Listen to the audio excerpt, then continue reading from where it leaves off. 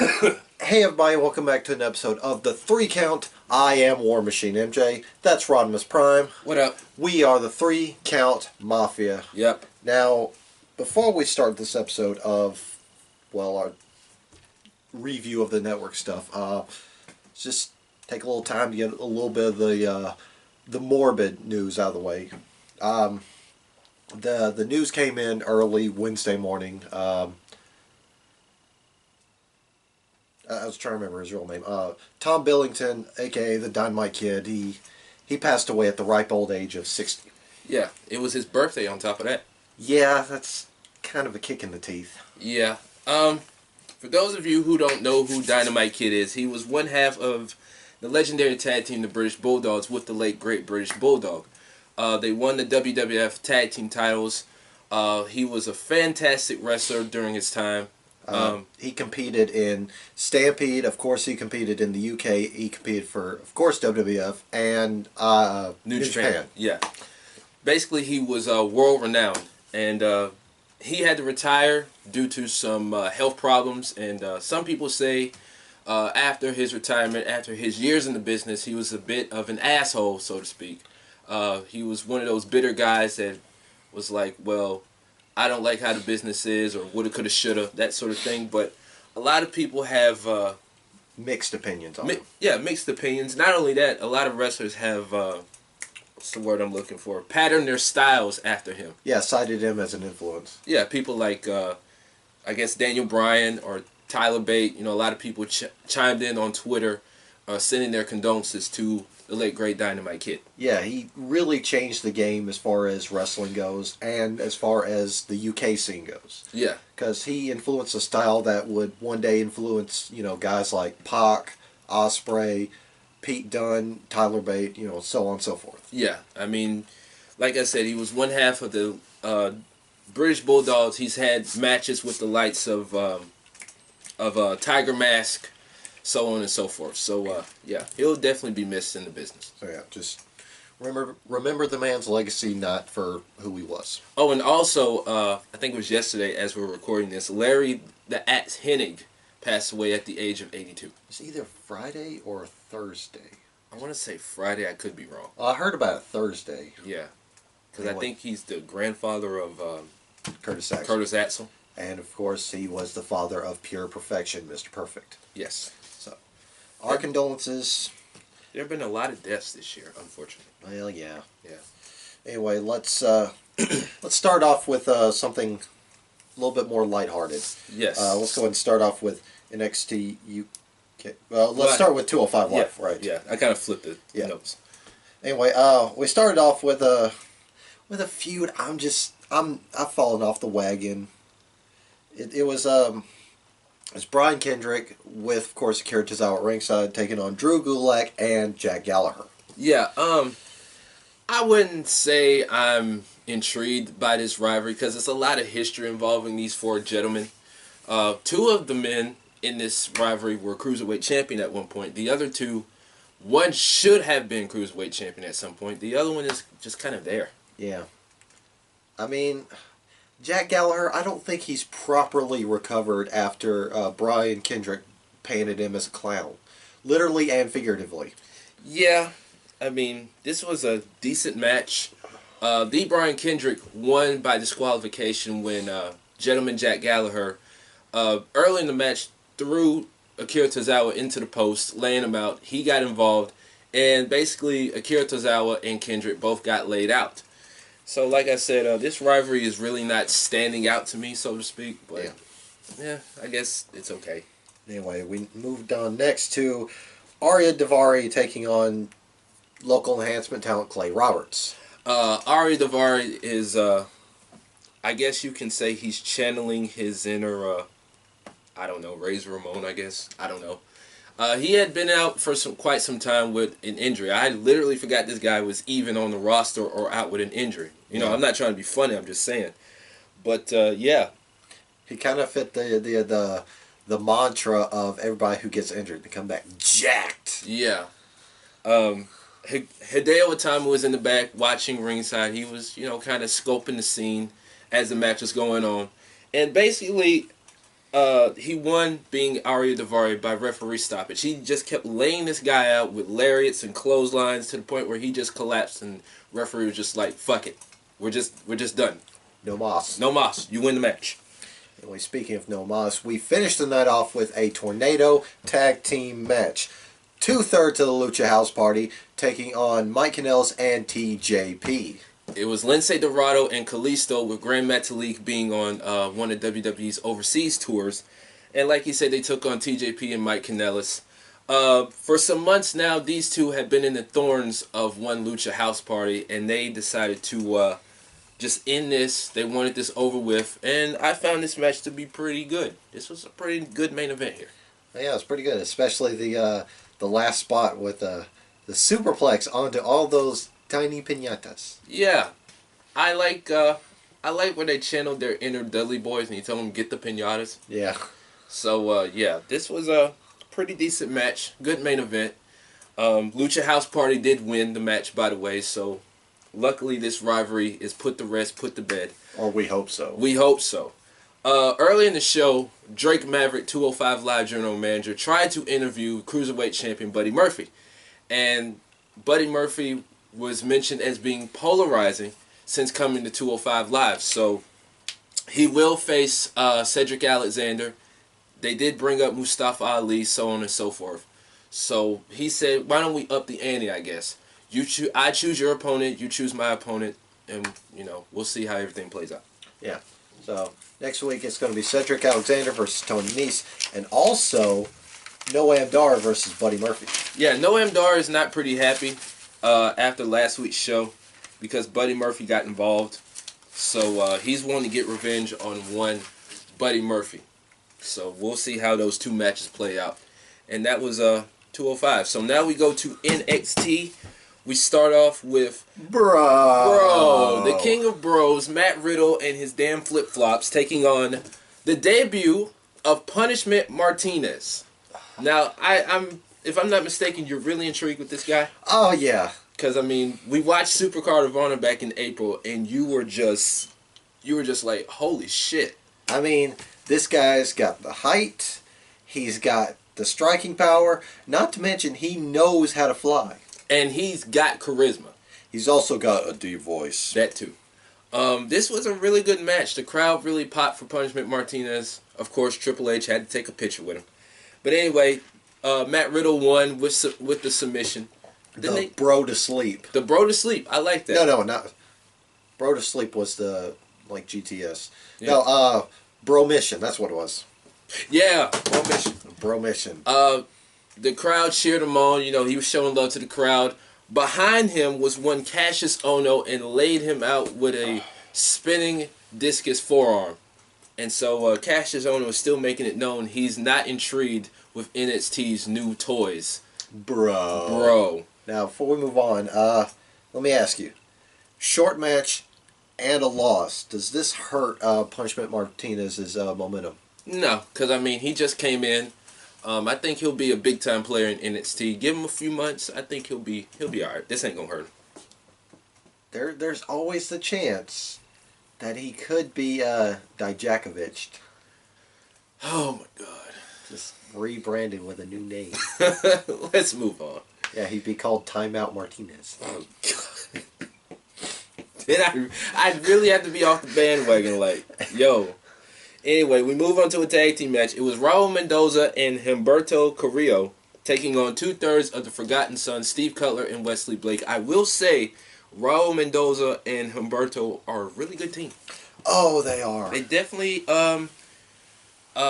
they definitely click. They definitely click. They definitely have some interesting styles as far as, them individually. Especially that Humberto cat, man. Yeah, he's definitely spectacular. But he's tall and lanky, and every time he jumps from top rope, he gets that extra bit of height. He does.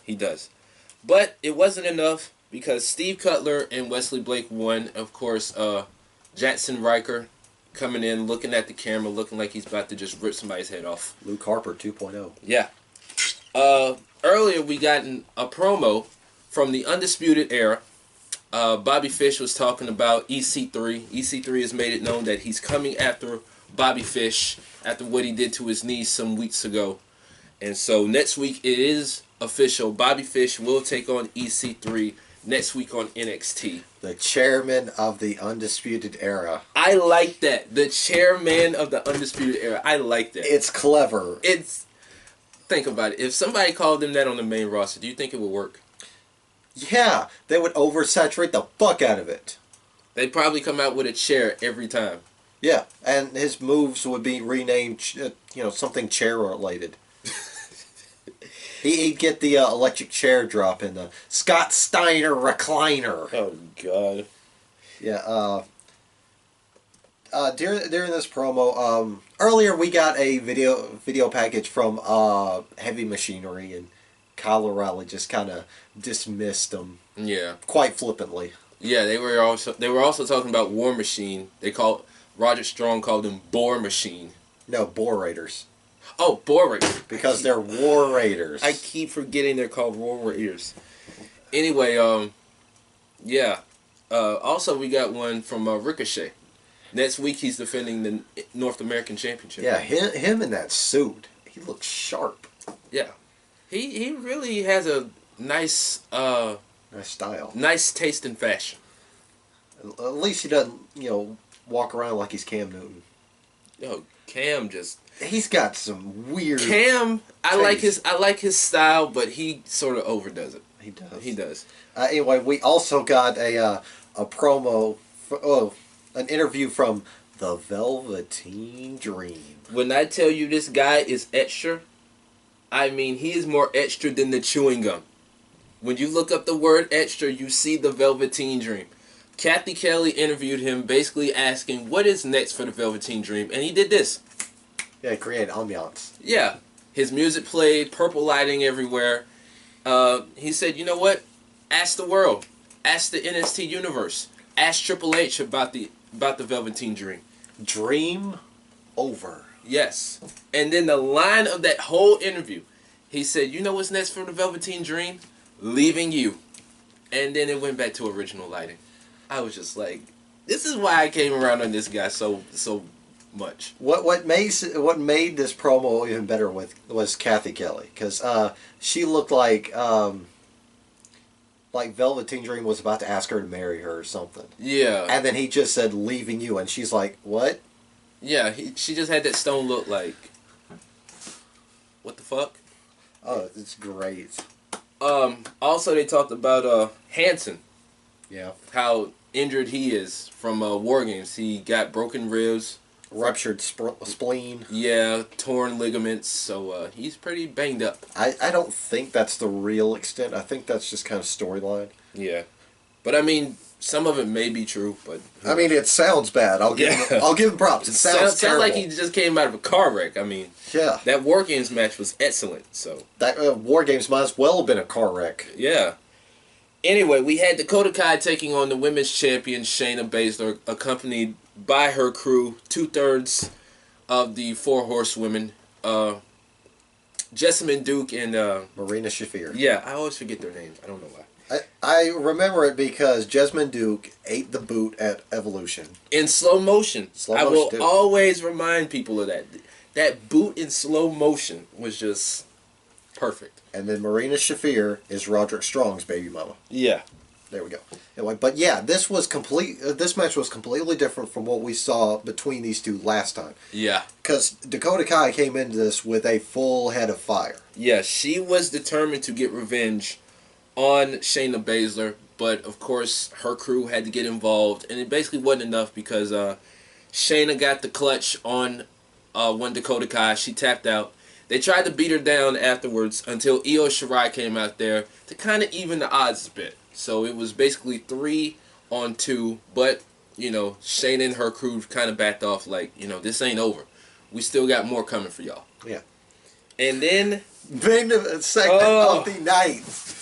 Or segment of the week, I should say. We had the main event, which was Tommaso Ciampa making his brilliant return to Full Sail since his victory at TakeOver War Games. War Games, thank you. Yeah, he and, as he calls the championship, Goldie, came out there And basically, he was taunting the crowd, saying, "You didn't believe in me. You didn't believe in me. I'm still the greatest sports entertainer of all time, and I still stand here as NXT champion." And then, cue Aleister Black's music. oh, let's talk about that shot he took at Mauro Ranallo and that look he had. Oh yeah, he pointed at Marlo and said, "You didn't believe in me." He said, "Mamma mia, you didn't believe in me," and Mauro was just like, "You bastard." It's like, you diabolical son of a bitch. And then Aleister Black came out there. He said, "I am invoking my rematch clause at NXT TakeOver Phoenix for the NXT Championship." Yeah, he said, "I will destroy you because you were the puppet master behind Johnny Gargano. Yeah. I have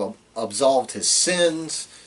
And speaking of the devil, Johnny Gargano came out there with basically saying, "This isn't over unless I say it's over." Yeah, he basically got in his face, said, "Let's do it again."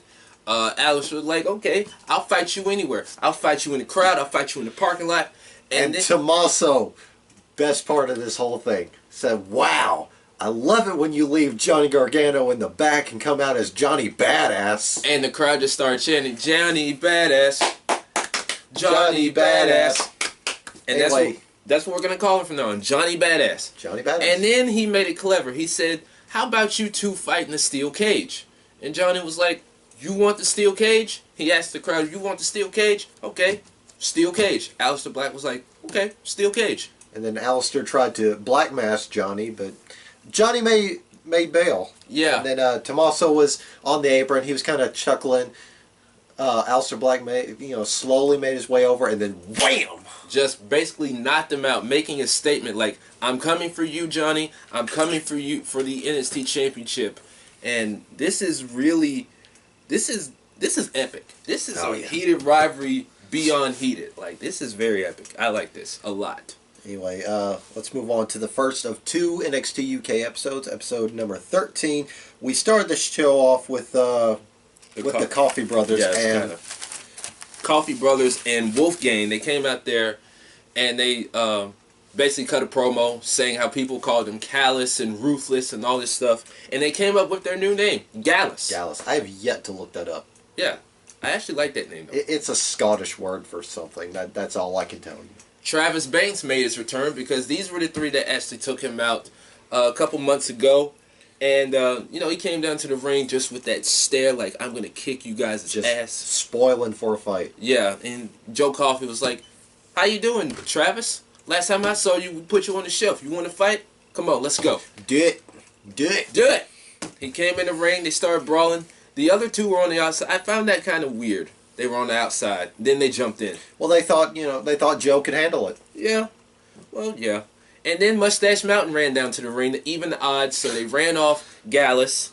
And so, on the next episode, it would be Wolfgang taking on Travis Banks. Now, before we move off of this, can we talk about how weird Tyler Bate looked? Because, I mean, he was wearing, a sleeveless merch shirt. But he's also wearing dress pants and slacks with no shoes. That did look weird. I didn't know. I noticed the sleeveless shirt, but as far as the shoes, I mean, meanwhile, you got Trent Seven coming out there, wearing running shoes and, fucking warm-up pants. Yeah. I didn't. It's weird. Can somebody explain to me slacks but no socks? A lot of people do that. I don't know. Well, like, if it's like, shit, what's those shoes? Fuck. Anyway, it's like those dress shoes I used to wear. Yeah.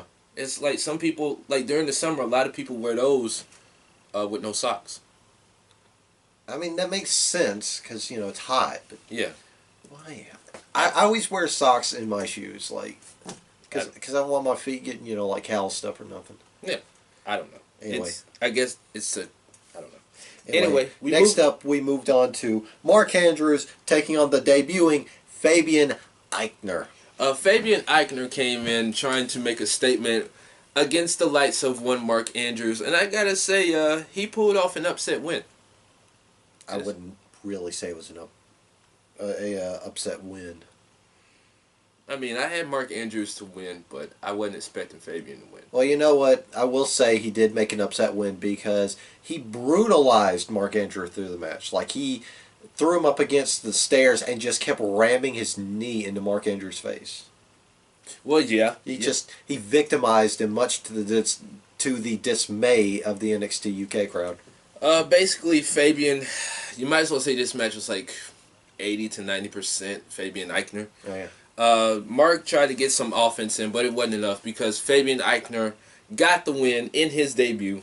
Then we move on to Nina Samuel taking on the White Witch of NXT UK, Dios mío, madre. Isla Dios. Dawn. Oh boy, Oh, she is so fun. she is so fine, and yeah, apparently her background in wrestling is top notch. Mm-hmm. Because they said she trained under Nikki Cross and Killian Dane, Mm-hmm. and then she learned kickboxing from Aleister Black. So she's got some heavy company. I mean, Nikki Cross, for example, she's been in the game 10 years. Yeah. I know recently she celebrated her 10th anniversary as a professional wrestler, but that's some tall company there. Oh, definitely. And Nina Samuel, she's okay. I mean, I call her the jobber of the women's division. I wouldn't say that. I mean, she tries, but I mean... At the very least, I would say she's like the Baron Corbin of the women's division. Yeah, but interesting, though. Well, I was going to say she's prolific. You know, Yeah. people actually know her because I believe she was a part of Hello Wembley when we watched. I think so. I can't remember. I think she was a part of House of Couture. I can't remember. Anyway. I know she's well known on the indie circuit. Yeah, this was a decent match. Isla Dawn got the victory. Yeah. So she continues to climb up the ranks in the women's division. Next up, it was announced that NXT UK's resident Tom Hanks, Sid Scala, was named the assistant general manager to Johnny Saint. And like we were talking off air, I could actually get behind this. I actually like this. I like Sid Scala. I feel like this could work. This could really work. Now, what I liked about this segment was Rhea Ripley came in and she started dogging Sid Scala. Yeah, she came in, she said, I said that I wanted competition. I wanted, how she put it? She wanted Fierce competition or something like that. fierce competition, worthy competition. Worthy competition. Let's just go with that. I wanted worthy competition, not just competition. What I liked was she pinched his cheeks and just kind of shook his face a little. Yeah. It's funny. It was funny. I like Rhea Ripley, though. Oh, yeah. Next up, we had Eddie Dennis taking on Tucker. Yeah, Tucker, the resident underdog, because he was born too early. Yeah, he was born 8 weeks prematurely. I didn't even know he had an injury. He's another person Wait, Tucker had an injury? I think they mentioned it on TV, on the show. I didn't think about it. Because they said he was more lean, he gained more weight during his time off. Again, he's another person who I didn't realize had an injury. Well, I mean, this show was, like, taped so far in advance. Yeah. Anyway, but, yeah, Eddie Dennis won. I think they could do great things with Eddie Dennis. Yeah.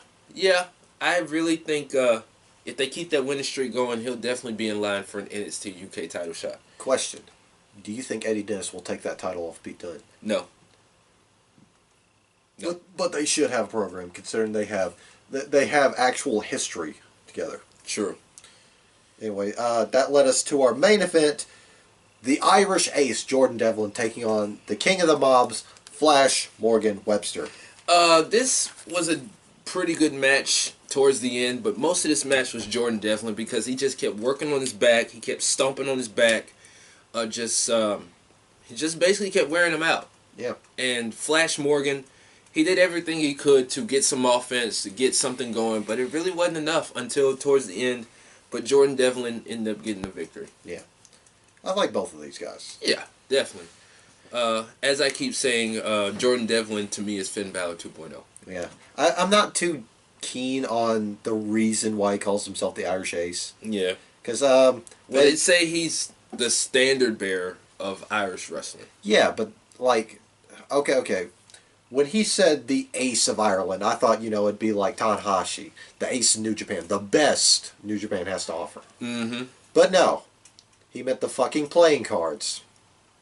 He's the Ace. Ace beats all.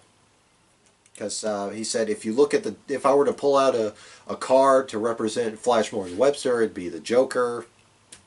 When I get done with him, I'm going to go pull another card from the deck. Yeah. They dropped the ball on that one. Yeah. Anyway, we'll move on to episode 14, where we start off with Joseph Connors taking on Dan Maloney. They finally came together on how his name should be spelled. I was actually proud of them because if you recall last week we talked about this. Who did he face last week? I think it was Ligero. Yeah, he faced Ligero, and they advertised it going to commercial. They spelled his last name Maloney, but on the Titantron it was Moloney. But they actually got it right this time.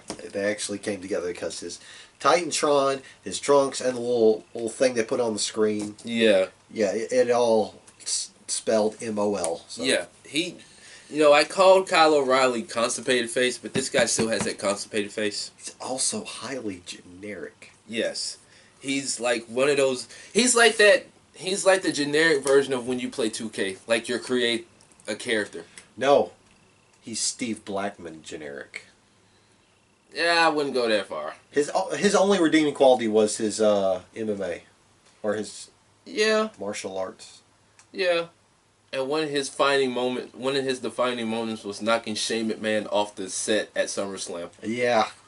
I mean, anyway, Joseph Connors got the victory with the Don't Look Down, still one of the coolest names in wrestling. Oh, yeah. So Joseph Connors still climbing the ranks slowly but surely in the UK division. Next up, we had a heavyweight battle as the Wild Boar, Mike Hitchman, took on Massive Dave Mastiff. I know he's called the Bomber, but I like saying Massive. Yeah, he took on, as you mentioned, Mike Hinchman. And, man, this was a battle of two bulls. Oh, yeah. I mean, these two just went back and forth. I mean, you got the Wild Boar. He's, close to 300, if not 300 some pounds? I'd say like 250. Yeah, and Dave Mastiff, he's like 320 plus pounds. He's like a human refrigerator, as I like to call him. A lot of people talk about William the Refrigerator Perry. Oh, you finally remembered his name. Yeah, I remembered his first name. I knew he's a legendary football player. But anyway, like I said, this guy, I mean, this guy's like a fucking freight train. Yeah. He moves like a heavy, how do they put it? He hits like a heavyweight. Moves like a cruiserweight. There we go. And he does. And I'm telling you, this guy is definitely making some noise. But he got the victory. Now, earlier in the show, he was being interviewed. Oh, no, this was later. Oh, later. Yeah, because later he started cutting a promo. He's like, oh, Mike Hitchman, he's great talent. He'll do great, but tonight I was much better. Yeah, and he said, where am I going? Up to the top. Now, if you pay attention, there was somebody in the background. Eddie Dennis. Eddie Dennis was lurking. He was stalking Dave Mastiff, so it looks like they're setting up something there. Yeah. We move on to Ligero taking on Tyson T-Bone. Yeah, this was a decent match. Yeah. Definitely a kind of a one-sided affair. Yeah. Early in the match, Tyson T-Bone tried to wear out Ligero, but Ligero, he basically won the match with his quickness, his speed, and he took down one Tyson T-Bone. Yeah. So, like we said, he got the victory there. Next up, we had Rhea Ripley and her promising competition. Or as Nigel calls her, the Mosh Pit Kid. Yeah, Mosh Pit Kid. I can get behind that. Yeah, I like that name. Anyway, she took on Candy Floss. Okay, when I saw that, I was just like, what the fuck? I heard the name, and my first thought was, wow, she has got to be the most colorful individual out there. Yeah. I mean, she came out with pink hair and the get-up. I mean, she looked okay, but I was just like, Candy Floss? Maybe she's like really getting her feet wet into this. So. Yeah, because they kept mentioning she's almost, if not 18 years old. Yeah. I mean, at one point she knocked down the champion, and Rhea was just like, whoa, what the fuck? But she got beat down. Basically, yeah, Candy Floss succumbed to the Riptide. Yeah, and afterwards, I knew this was going to happen. She pulled her up, showed her sportsmanship, and basically threw her out the ring like she was trash. Yeah. So, the NXT UK Women's Champion making a statement saying, you have to get through me if you want to get that belt. Welcome to the mosh pit. Yeah. And then we had the main event. Well, before we get to the main event, Flash Morgan Webster was being interviewed, and he didn't like how Fabian Eichner took out his partner. And Fabian Eichner just had that look of, too bad. Yeah, he was like, if you don't like it, do something about it. And they were like, are you going to accept this challenge? He was like, yeah. So next week, we got Flash Morgan Webster taking on Fabian Eichner. Also, as you called him, Tom Hanks. He made his first match as assistant to the general manager. Trent Seven will take on Joe Coffey. Oh, yeah. Again, I can actually get behind this. Anyway, back to this week. We had Wolfgang taking on the Kiwi Buzzsaw Travis Banks. Yeah, as we mentioned, Travis Banks was taken out by Wolfgang and his crew some months ago. And Travis Banks was definitely looking to get revenge. Of course, the Coffey brothers were at ringside, and this was an okay match. Yeah, Mustache Mountain came out to make the save. Yeah, they came out to make the distraction, and Travis Banks got the roll-up. So he ended up getting the roll-up plus the victory, and that's how we ended the show. Yeah. Both shows were, they were okay. NXT UK just hit that kind of slow period this week. Yeah. It was alright, but it wasn't as good as it used to be. I think when their TakeOver show comes around, they'll start to pick back up. Yeah. Definitely. Because I know Steve from Going in Raw was bummed out about both these episodes because they didn't have his new favorite wrestler. And who's that? Liverpool's #1! Yeah, they didn't have Zach Gibson this week. So hopefully he'll be on next week. Hopefully. Yeah. But like we said, both shows were, they were okay. Yeah. Nothing spectacular, really. Oh, yeah. So, maybe it'll pick up. Yeah. I just don't want it falling by the wayside like 205. Yeah. I mean, 205 has done better since its rebirth, I guess. Yeah, but at times it hits that slow patch. Yeah, I mean, it does. But we'll see. Of course, their TakeOver show is next month on the 12th. TakeOver Blackpool. Blackpool, yes. Anything else? NXT was all right, except for that main event. That main event was great. Yes, the main event was segment of the week. Segment of the week. Yes. I think that might just butt heads with the opening segment from SmackDown. Oh, the contract signing? Contract signing. Yeah, the contract signing was pretty good. Yeah. I know Raw didn't have any good segments this week. Anything better than Monday Night Raw. You know what? That is the motto on this show.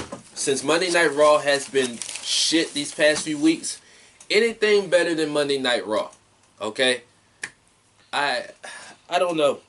I mean, like we talked off air, they hit their record low rating in show history. SmackDown was good, but the ratings fell this week. I mean, it was some good stuff, but it felt like this week in WWE programming kind of hit that rough patch, if you know what I mean. Yeah. I mean, certain things were good, like the Undisputed Era promo, the Sid Scala stuff, Rhea Ripley, the Tornado match on 205, but it was just Johnny Badass, Aleister Black, and Tommaso Ciampa, yeah. But it just felt like it kind of hit that wall. Yeah. Monday Night Raw just falls off the cliff. Yeah. Everything, it's like Monday Night Raw falls off the cliff. Everything else just hits the wall this week. Yeah, and Monday Night Raw is plummeting even further as they announced a Q&A for this Monday.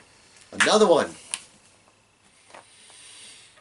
Why do we watch Raw? I don't know. Now, A lot of people, not to cut you off, a lot of people have just basically given up, and they listen to certain podcasts or read dirt sheets about the results and shit. Yeah. So, I mean, like, for example, I read where Vince rewrote the show. He got there to the building like 3.5 hours before the show started. Because, like, he was visiting his mom. Yeah. She stays in Houston. And so, like, he came in, rewrote the show, because I guess he wanted to send the fans home happy. But, I mean, you could tell the crowd was not interested. Yeah. The question I have is, do you think once Roman comes back, Raw will dig itself back up? Somewhat. I think when people like Kevin Owens and Sami Zayn and people like them, when they come back, I feel like Raw will slowly pick back up. I feel like more Kevin Owens than Sami Zayn. Yeah, more Kevin Owens than Sami Zayn. Because, I mean, a lot of people, when Kevin Owens comes back, that's going to be epic. Oh, yeah. It's going to be great. Sami Zayn will too, but more Kevin Owens than Sami Zayn. I'll agree with you there. When Kevin Owens comes back, they definitely need to do a Raw. They need to have him come back in Canada. Yes. That building's going to be so lit, and then he's just going to tear him to pieces. Yes. Yes. That'd be a Raw to watch. But as far as Roman goes, I think they will. I mean, I saw like when he announced he was leaving. I saw where I think Shane Douglas. I could be wrong. Where he said like now that he's gone and he'll come back, he'll definitely get a babyface push. Oh, he already got a babyface push. We kind of ignored this on the first episode we did this week, but yeah, during the Seth Rollins Dean Ambrose bit, the fans were chanting, "We want Roman." Yeah. So, yeah, they're already missing him. Yeah, and you can tell because I mean, we don't need to indulge in the mishaps of Monday Night Raw. We've already talked about that enough. I mean, yeah, this free fall into abysmal. It was, happened almost after Roman announced he was leaving. Yeah, I mean, like I keep saying, this week's show wasn't as bad as when they were in Milwaukee last week. No. Oh, yeah, okay, Milwaukee. But it wasn't better. It wasn't better at all. It wasn't as worse, but it wasn't better either. No, and it's almost like they did literally nothing to change any of that. I don't know if I'm watching Raw or WCW all over again. You might as well say it's not even dead. Or if you're watching Dixie Carter Impact. TNA just... I'm so glad that Impact's slowly getting on the rebound again. Minus Dixie Carter. Slowly. It's more on the rebound than Raw. Jeez, and they have better product. Even though we're not too stoked on some of the talent on Impact. Yeah, because, I mean, looking at these notes, I mean, yeah, I'll just leave it at that. Yeah. Anyway, that is our episode of 3 Count on the network stuff.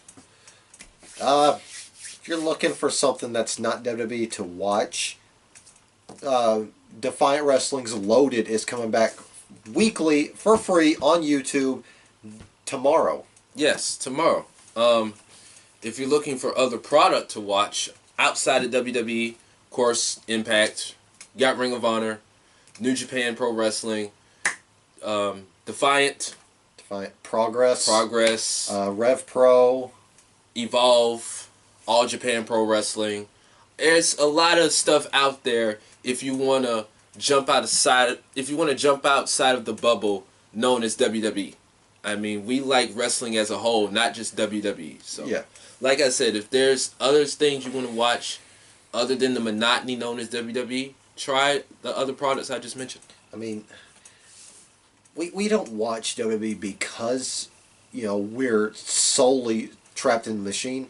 It's just an easier product to access. Yes. Yeah, like Raw and SmackDown come on a weekly basis on cable TV. Yeah. There are other brands, 205, NXT, NXT UK. Those are more stellar than what we see on cable. Yeah, because they're on the network, unless they have like some special on TV. Impact Wrestling comes on a weekly basis. It's shorter than Monday Night Raw, an hour shorter. But, I mean, like I said, like we keep saying, a lot of people are giving it praise for how far it's come compared to when they had those other letters, when they were known for those other letters. Yeah. Ring of Honor. I haven't watched Ring of Honor in a while. They got some good stuff. Check out their new series on YouTube, on their YouTube channel called The Pinnacle. Episode 2 is leading up to Final Battle, which is next week, next Friday. I forgot, what's The Pinnacle? It's basically talking about like the history of Ring of Honor, talking about the legacy and stuff like that. Like, it's really good stuff. So it's like 10 pounds of gold. Something like that. Okay. They're 2 episodes in, so like I said, they're leading up to Final Battle. Okay. But yeah.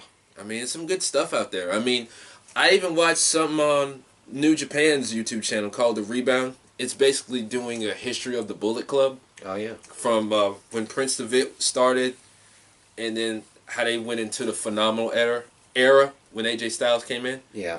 Oh, really good stuff. The Phenomenal era. Yeah. So I mean, it's a lot of good stuff out there. You just need to find it, watch it, hopefully enjoy it. So, yeah. Yeah, as far as we go, don't forget Facebook, Twitter, YouTube, Instagram, even though we hardly use Instagram. Subscribe to this motherfucking channel so you can see more of our motherfucking faces. Yes. But if there's an off chance that you hate his face but love his opinions, he has a podcast. Yeah. Called Prime Talk with yours truly, Rodimus Prime, on the Castbox app. Subscribe to it, listen to it. If you like it, tell your mom, dad, friend, sister, brother, next door neighbor. Leave a comment in the comment section. All that good stuff. Yeah, you can talk about how bad it sucks. At least I'm not Vince Russo. Oh, yeah. Yeah. You got that right, bro. At least I don't say stuff to get myself pulled off the air, bro. We're going to put the championship on David Arquette, bro. I'm going to be champion, bro. Yeah. Put someone's mom on a forklift, bro. We're going to put Viagra on a pole, bro. Oh, my God. Fucking Vince Russo. We're going to put a championship in 1 of 4 boxes and hang them over the ring, bro. Yeah, we're going to have somebody come out there with a bunch of fat women eat turkey sandwiches, bro. No disrespect to fat women. Yeah, he was, That stuff he did with Mike Awesome was just trash. What was, Mike Awesome called? It started out as, Legend Killer. Yeah, he came in as like a legend killer, then it was some based off that 70s show. Oh, yeah. And he came out there with a bunch of women, and it was just... Wasn't it the Lady Thriller or something like that? I think it was. I can't remember. It was so god-awful. They ruined Mike Awesome. He went from dominant heel, I guess, in ECW to, like, just straight-up shit in WCW. They ruined him hardcore. What? Oh, my God. Anyway, what do we have coming down the pipeline? Coming down the pipeline, we have preview of WWE TLC. I'm sorry, SmackDown's TLC. Yes, we have. Like we keep saying, SmackDown is really running away with it as far as their matches go. Raw, probably like 1 or 2 matches. Other than that, their side is like just one Raw match. Yeah, other than that, Raw is just looking like shit on this pay-per-view. We have a review of TLC. Yeah. Then we have our year-end awards coming up. Stay tuned for that. We're also going to be launching new episodes of The 10. Yes, we got... got top 10 superstars that need to go from Raw to SmackDown, and we have another one which is vice versa. Yes, so be on the lookout for that. Then we head into the next year. We have a preview, hopefully, of Wrestle Kingdom 13. Of course, the big main event, Kenny Omega defending the IWGP Heavyweight Championship against Hiroshi Tanahashi. I like to forget his name. Anyway, we have NXT TakeOver Blackpool. Royal Rumble weekend. Which is Phoenix, right? Yeah, they're in Arizona this year. Yeah, TakeOver Phoenix. Yeah, and then the Royal Rumble, which will be outdoors. First ever outdoor Royal Rumble. And it rains. I hope that thing has a retractable roof. I don't think it does, but I hope it does. No. It needs to rain so we can have Drew McIntyre versus somebody in the motherfucking rain. Oh, man. I mean, come on. They had Okada and Suzuki in the rain. Yeah, but they were celebrating Suzuki's 30-year anniversary. And how did they celebrate it? By having a match in the rain. They had a 30-minute match in the fucking rain. Ooh, that'd be a match I'd love to see. Drew McIntyre versus Suzuki in the rain. Oh, my God. It'd be a killer match. Honestly, like I keep saying, 2019 is really looking lit for professional wrestling. We got Rev Pro, Pac versus Ospreay in February. Then he's taking on ZSJ in January. Yeah. Oh, Impact has their pay-per-view, Homecoming, from the Asylum in Nashville, Tennessee, where it all started.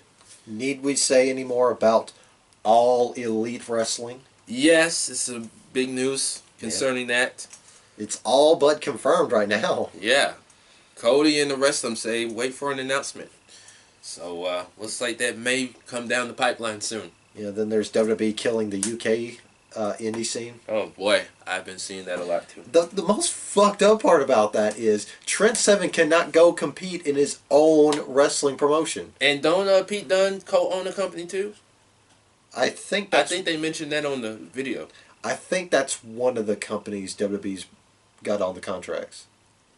But he can't go compete in that company either, can he? I think he can. Well, the thing is, if they go compete in other companies, it can't be taped. Yeah, it has. Yeah, I know they mentioned it can't be taped. It can't be on demand. It can't be on video. It can't be none of that shit. And it has to be against specific opponents. That shit gay, man. I know. That's gay. I mean, a lot of people are throwing that blame on Triple H, but I think that's a Vince move. I mean, like Solid Monster said, he talked about this last week on his podcast. He said that this was like the territory days back then. Yeah. Like, Vince wants to take over the nation. Triple H wants to take over the world. That's why they have takeovers for a reason. Because he wants to take over the world. Vince wants to take over the country. But I feel like Triple H would want to work with some of these promotions, not just, oh, let me snatch you up and buy you out. I mean, it sucks because they're only getting paid a certain amount of money. Yeah. And they talked about, like, Ligero, how he worked 200-something days. And now he's being dumbed down to, like, 150-something dates. Yeah. So that sucks. It really does. Mm-hmm. I mean, it's a lot of rumors of them. It's been rumors for years that WWE's been contract tampering. Yeah. And that's really illegal. Yeah. So. But, I mean, you got to hand it to him. It is a smart business tactic. Oh, you want to see these guys? Oh, you can only see them on our show. Yeah. Because, I mean, some people may not have the means to get access to, like, Progress or Rev Pro or any other company. Or go see them live. Yeah, go see them live. You know, they may not have the money to see them live. So, you know, you got the network, you got TV. So, hey, like you said, it's a good business move on their part. On their part, it's a good business part. But on the other side of the fence, it's just kind of a dick move. Yeah, it's like when Vince snatched up Georgia Championship Wrestling back in the day. Yeah. After some people sold their stock to him. Yeah. And they were pretty pissed about that. Because, I mean, they even talked about that on that WCW DVD. Yeah. So, I mean. Oh, well. Oh, well. But the state of indie wrestling will just keep going and going and going and going. Yeah. Especially, nutcases like Joey Janela. Yeah, yeah. Let's have I think it was at one of his spring breaks where they had a Lego match. They had a Lego match? A Lego match. Don't shake your head. Them things are painful. I know. I mean, I saw a video where they had a backyard wrestling match and the dude got slammed on a bunch of Legos. Oh, yeah. Those things fucking hurt. It hurts when you fucking step on one. Shit's painful as fuck. Hurts even worse when you take a whole back full of them. But they're much safer than the alternative. 69 thumbtacks! Yeah. You stupid idiot! I would rather take... If it came down to me, I would rather take Legos than thumbtacks. Because that shit, like, goes into your back. Alright, there we go. There's your bet for TLC. If Rod loses, he gets choke slammed into a fuck ton of Legos. No, better. We're gonna jackknife him into a kiddie pool of Legos. Oh my god. Anyway. Yeah, that's gonna be our bet for TLC though. Loser is called Dickie for a straight month. Yeah. So. It's gonna be fun. Yeah. But anything else before we sign out?